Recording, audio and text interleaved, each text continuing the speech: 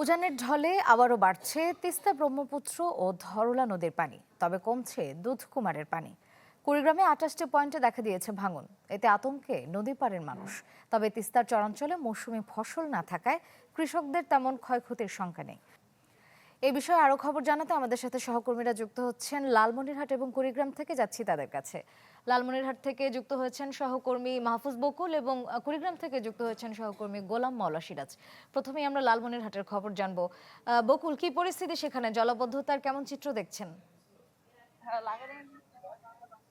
শ্রেয়া, লালমনিরহাটের গতকাল রাতে যে পানি বিপদসীমার উপরে প্রবাহিত হয়েছিল, যার কারণে ডালিয়ার যে ভাটি এলাকা রয়েছে, কালীগঞ্জ, আদিতমারি এবং সদরের তিস্তা তীরবর্তী নিম্নাঞ্চল এবং চরাঞ্চলগুলো, সেই এলাকায় কিন্তু পানি প্রবেশ করেছিল এবং রাত্রের মধ্যে সে পানি নেমে গেছে। এখন কিন্তু পানি খুব বেশি নেই, কিছুটা কিছু কিছু জায়গায় আসলে পানি পাওয়া যাচ্ছে। আমরা যে জায়গাটি এখন ছবিতে দেখতে পাচ্ছি, এটি আসলে একবারে তিস্তার চরাঞ্চল, মহিষকোছা গোবর্ধন এলাকা। এটি কিন্তু একটি পাকা সড়ক এবং এই সড়ক দিয়েই এখানে একটি প্রাইমারি স্কুল রয়েছে, একটি হাই স্কুল রয়েছে। এবং এই চরাঞ্চল এবং চর তীরবর্তী যে এলাকা রয়েছে, এই এলাকার বেশিরভাগ শিক্ষার্থীরা কিন্তু এই প্রতিষ্ঠান দুটোতে পড়াশোনা করে এবং এই পাকা রাস্তায় পানি হওয়ার ফলে আপনারা নিশ্চয়ই দেখছেন যে শিক্ষার্থীরা কিন্তু এই পানি বেয়ে যেতে হচ্ছে। তাদের আসলে অনেকটা পা কিন্তু ভিজে যাচ্ছে অনেক সময়, এবং খুদে যারা শিক্ষার্থী তারা এই পানি পেরোতে গিয়ে অনেক সময় আসলে পানিতে পড়ে যাচ্ছে, এরকম কিছু পাচ্ছি। কিন্তু এর বাইরে খুব বেশি ভোগান্তি নেই। এরকম বেশ দুই একটি জায়গায় রয়েছে একবারে নিচু এলাকাগুলোতে, যেখানে আসলে পানি জমাট বেঁধেছে। আর পাউবো যেটি বলছে যে তারা আসলে সার্বক্ষণিক খোঁজ খবর রাখছে। সব মিলিয়ে তারা আসলে খুব ভাঙন প্রবণ এলাকাগুলো, সেগুলো আসলে নজরদারি বৃদ্ধি করেছে, প্রস্তুতি রয়েছে। ভাঙন হয়তো এখন নেই, খুব বেশি যখন পানি কমে যেতে যাবে তখন হয়তো ভাঙন আরো বাড়বে, তখন তারা প্রস্তুতি রেখেছে। আর আমরা এলাকাবাসীর সাথে কথা বলেছি, তারা যেটি বলছেন যে এই যে বর্তমান ছবিতে যেটি দেখা গিয়ে যাচ্ছে, এটি কিন্তু একটি পাকা সড়ক হলেও এলাকাটা নিচু এবং সড়কটি অনেকটাই নিচু।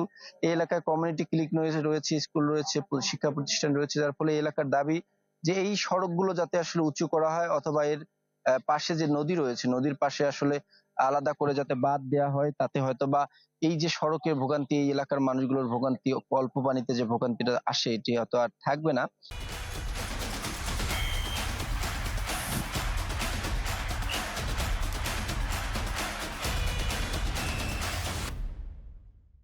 এগুলো আসলে এলাকার মানুষরা বলছেন। এবং এখানে একটি কমিউনিটি ক্লিনিক রয়েছে এর পাশে। এলাকাবাসী অভিযোগ করছেন যে এই যে বন্যা যেহেতু আসলে আসলে বিভিন্ন পানিবাহিত রোগের সৃষ্টি হয়, দেখা দেয় ফুসফাসা, চুলকানি, এবং ক্লিনিক গুলোতে সেভাবে আসলে ঔষধের যেটি সরবরাহ সেটিও আসলে নেই। এরকম অভিযোগও আসলে এলাকার লোকজন করছেন। তো সব মিলিয়ে সাধারণ মানুষ বলছেন যে আসলে, আর বর্তমান আরেকটি বিষয় রয়েছে, আজকে যেহেতু আমাদের প্রধানমন্ত্রী জনাব তারেক রহমান তিনি চীন সফর করছেন, এবং আজকে এই বন্যাটা, এই তিস্তাপাড়ার মানুষজন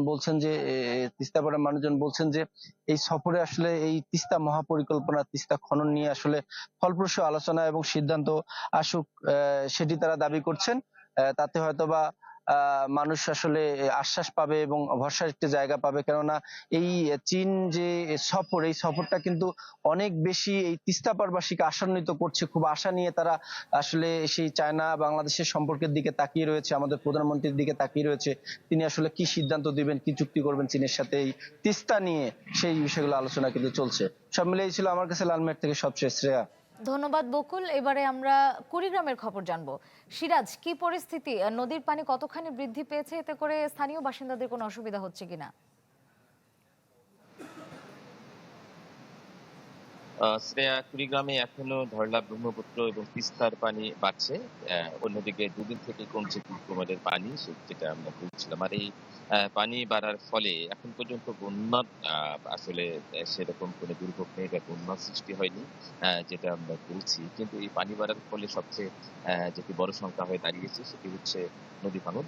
বেশ কিছু জায়গায় নদী ভাঙন তীব্র আকার ধারণ করেছে।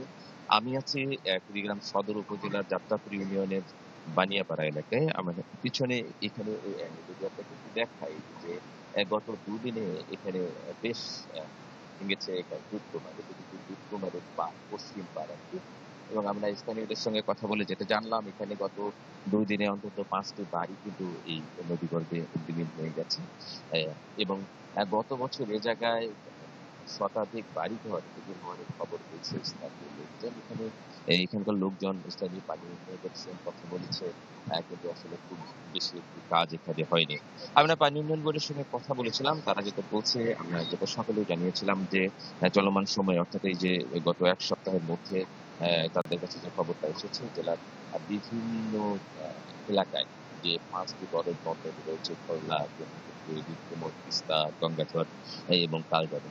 এই নদীগুলোতে অন্তত ২৮টি পয়েন্টেই কিন্তু ভাঙন দেখা দিয়েছে এবং সেই ২৮টি পয়েন্ট অর্থাৎ এই ২৮টি পয়েন্টে কিন্তু তীব্র ভাঙন চলছে। এর মধ্যে যারা ২১টি পয়েন্টে যে জরুরি কাজের জন্য বরাদ্দ পেয়েছে সেই জায়গাগুলোতে তারা কাজ করছে এবং বাকি যে জায়গাগুলো সেই জায়গাগুলোর জন্য তারা বরাদ্দ চেয়েছে কিন্তু এখন পর্যন্ত বরাদ্দ পায়নি।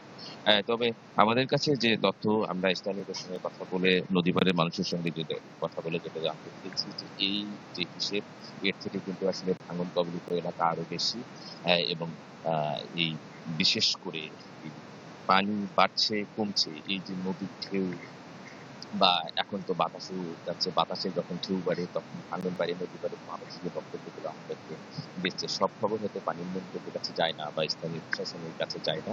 তাই যে প্রশাসন যা জানে বা স্থানীয় পানি উন্নয়ন বোর্ড যা যা জানে তার থেকেও কিন্তু নদী পাড়ের যে ভাঙনের অবস্থা সেটা কিন্তু আরো ভয়াবহ। যদিও পানি উন্নয়ন বোর্ড বলছে যে যেখানেই তারা খবর পাচ্ছে সেখানেই তারা মূলত আসলে বরাদ্দ চাচ্ছে বা সেখানেই তারা প্রকল্প বানাচ্ছে, সেখানেই জৈব ভিত্তিতে কাজ করার চেষ্টা করছে। তবে পাউবো যেটা বলছে যে আরো আগামী ২ দিন পানি বাড়তে পারে। আহ, এই এলাকায় অতি ভারী বৃষ্টি হতে পারে, উজানেও ভারী বৃষ্টি হতে পারে। আগামী ২ দিন পানি বাড়তে পারে এমন শঙ্কা কিন্তু প্রকাশ করছে স্থানীয় পানি উন্নয়ন বোর্ড। শ্রেয়া। ধন্যবাদ সিরাজ। দর্শক, উত্তরবঙ্গে পানি বৃদ্ধির খবর জানতে আমরা যুক্ত ছিলাম লালমনিরহাট এবং কুড়িগ্রামে।